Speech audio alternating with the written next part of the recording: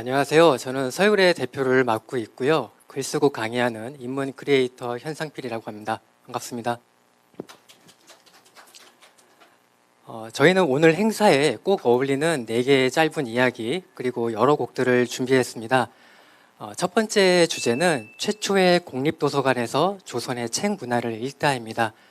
이 이야기는 강명관 교수의 조선시대의 책과 지식의 역사라는 책에서 가져왔습니다. 여러분들도 잘 알다시피 우리는 세계 최초의 금속 활자 제작 기록을 갖고 있습니다. 그런데 약 조선시대 500년 동안 그 활자 인쇄가 가능했던 곳은 주자소와 교소관 단 2곳뿐이었습니다. 그만큼 인쇄 문화가 침체돼 있었다는 말이죠. 이렇게 된 가장 큰 이유는 당시 문자로 쓰였던 한문의 특성 때문입니다. 이 한자는 표의 문자이기 때문에 책에 쓰이는 그 글자 수만큼 활자를 주조해야만 했습니다.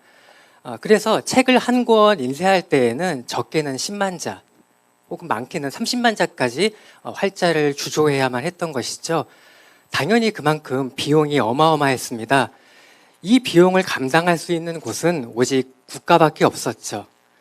근데 너무 비용이 비싸다 보니까 때로는 신하들에게 그 비용을 각출을 요구하기도 했습니다. 이와 관련해서 아주 흥미로운 그 역사 기록이 있습니다. 이런 엄청난 제작 비용 때문에 국가에서는 오탈자를 아주 엄히 다스렸습니다.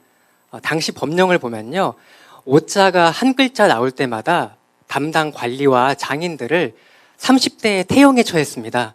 한 글자만 실수하면은 30대에 매질을 당했던 것이죠.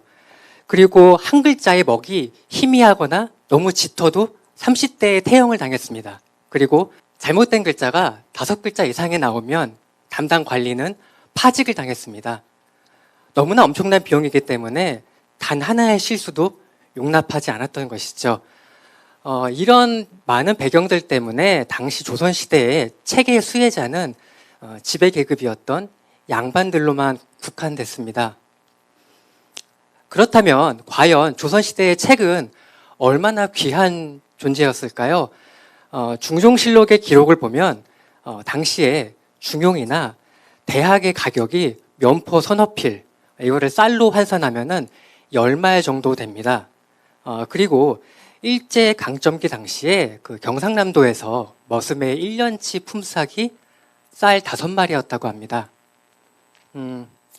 요즘으로 치면 일반 서민들이 1년치 연봉을 한 푼도 쓰지 않고 고스란히 모아도 책 한 권을 사서 읽을 수가 없는 것이죠.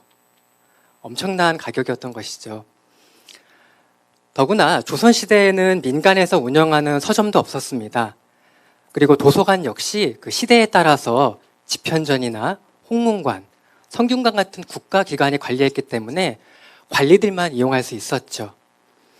상황이 이렇다 보니까 책과 독서는 백성들에게 꿈속에서도 불가능한 일이었던 거라고 할 수 있습니다. 이런 역사에 비춰볼 때 우리는 지금 아주 풍요로운 책의 세상에서 살고 있습니다. 하지만 스마트폰 때문에 또 다른 이유 때문에 우리는 책과 멀어져 있는 게 아닐까 합니다.